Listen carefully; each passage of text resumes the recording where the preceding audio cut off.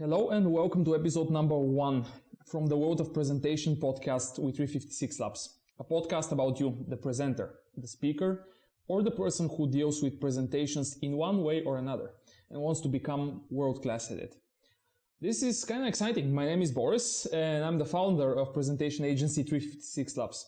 I'm your host for today's episode, but before we begin and I drop the first piece of presentation wisdom, I think it would be a good idea to tell you a bit more about who are you listening to, who we are, and what do we do. More or less, I want to make sure you guys know why you need to trust us when we talk about presentations. So, who are we at 356 Labs, and what is 356 Labs in first place? Obviously, it's not 365 Labs, as many people think it is, but 356 Labs, 356. So, 356 Labs is a boutique presentation agency. I founded it 3 years ago as a sign of protest. I just got completely sick of seeing ineffective presentations all across the world. Now, you may be thinking and asking yourself, wait a minute, all across the world? Well, yeah, I'm privileged to get invited and speak in many countries, in more than 30 countries across the world. And everywhere I go, I was seeing missed opportunities. With every single presentation, I was seeing people losing their personal reputation and the reputation of the companies they were representing. I was seeing audiences who were bored and were losing their time. I was seeing how speakers were missing out on getting new business for either the company they were working for or for themselves, because some of the people I saw were freelancers or individual consultants. Back then, I was an IT guy who just cared about presentations for some reason. I was really trying to figure out how to make my presentation better and better and better. Looking into each and every single detail. I was just fanatic. I really enjoyed learning what makes great presentations great, and I was constantly trying to improve. All of that helped me because I became top-rated speaker many times at many of those international events that I got invited to.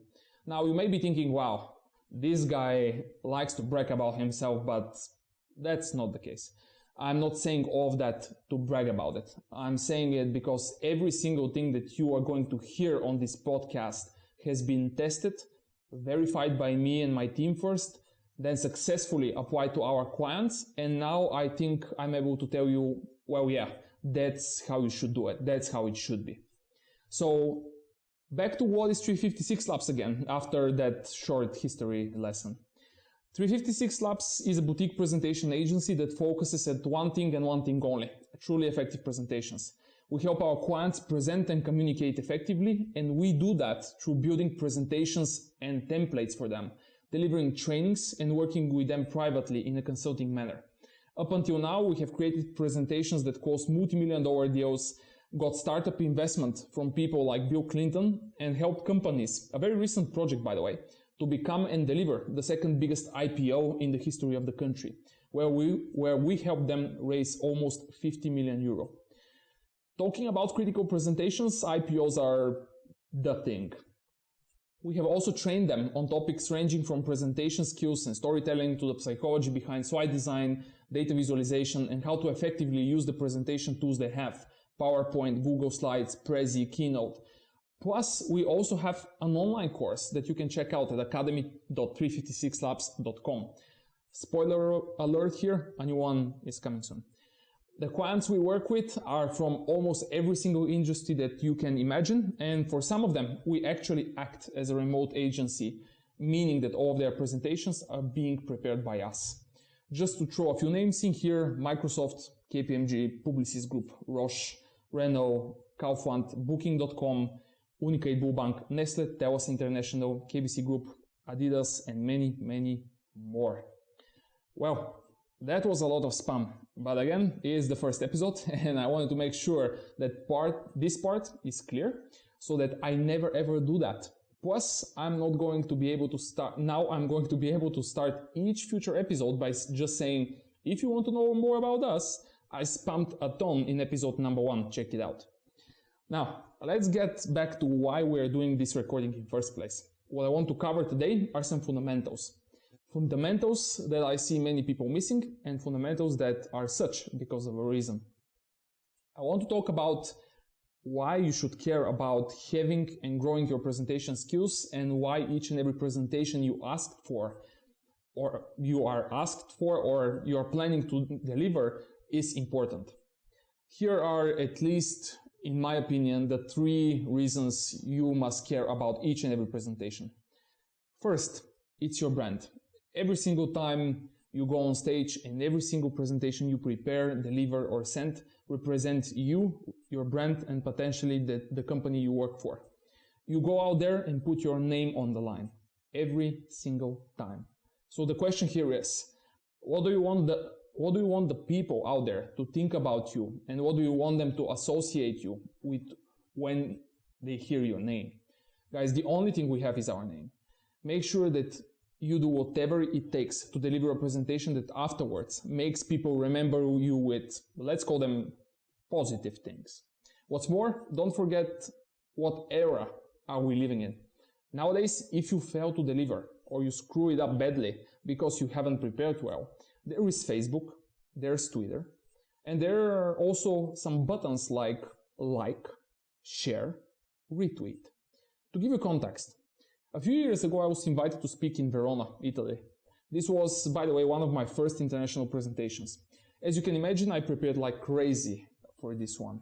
So I'm going to this event and the organizers welcome me, introduce me to the speakers in the so-called speaker room. And a few hours later, I hear some interesting discussions going on between the guys that run the event and a lady from Microsoft that was one of the speakers. What I'm hearing is, my laptop is just not booting and I do not have a backup. That is bad, because her session was the next one. What's worse is that back then were the years when everyone was talking about the so-called cloud computing. And she was coming from Microsoft, major player in the space, to talk about cloud computing. So what happens next? What happens is that the guys that run the event cancel the session, move all the other sessions so that there is no 60-minute gap in which you as the audience have to just kind of wait. And trust me, no one is happy. What's worse though is that someone goes on Twitter and tweets that this lady from Microsoft, by actually tagging her profile, failed to deliver her session. Ouch. That one gets retweeted. And now, if you understand how conferences work, you understand how serious problem that is, especially for her. Organizers talk to each other. Surprise. So when they talk to each other, do you believe that they won't mention what happened and who failed? Trust me, they will. And they will, because if you are the person organizing events, you want as less risk as possible. And that lady possesses a risk.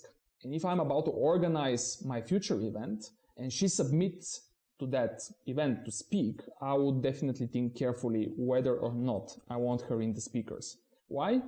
Simple, too much risk. So the lesson here is, first, have backup computer and backups of everything so that you can recreate your presentation no matter what happens. And second, understand that a mistake like that can cost you your whole speaking career. Brand. Before I end this, for all of you who have startups or simply love business, a guy that you probably have heard about, Guy Kawasaki, by the way, one of the best speakers out there, says in a video you'll find in the notes below, a person who cares about their presentations is a person who cares about their product. Care about your product. Care about yourself and your brand. Period. The second reason, time. Your audience's time. People are giving you one of their most precious assets, their time. Nowadays, time is everything. By the way, don't you hate when someone wastes your time? I sure do. Then if so, let's treat that with respect. Let's make sure that every minute counts. Prepare and deliver so that once they get out of your room, they would say, wow, this was a good use of my time. And the third reason, Opportunities. What can happen if your presentation is a success? Do you know? Can you measure it? What if it's a big success? What opportunities can open in front of you? A new deal? A raise? A new partner? A new hire? What is it and how important can it be for you and your career or even life? And what if it's a failure? What can you miss? Do you want to miss the possible opportunities that were otherwise going to be presented to you? I hope not, especially if you're spending time listening to this podcast. Real world case again. A few years ago, I delivered a talk in Vienna, Austria. After the presentation, a person from the audience came to ask me a question that I didn't know the answer to. I told him, I really don't know that answer, but this is something I will definitely explore. Let me find the solution for you and send it over email. Do you have a business card? The gentleman gave me his business card and said, that would be really nice. Thank you so much, and moved on to the next session that he obviously wanted to see. After my session, I sat down and found the answer to his question and sent all of the information and insights to him over email. This was, by the way, one of the longest emails I have ever written, because again, your brand. A few days later, he replied, thanking me once again for the time spent and for the fact that I followed up. Who was this person though? Well, I didn't know. You may also not know who exactly is listening to you, and that should be something you have to be really careful with. So who was this person again? It turns out that this person is one of the organizers of a major conference in Germany. Do you see where this is going? Yeah, just because of the fact that I cared to follow up, he invited me to speak at his conference in Germany. Again, opportunities. You never know what can happen. You never know what doors can open just because of you delivering a great talk and caring about your audience.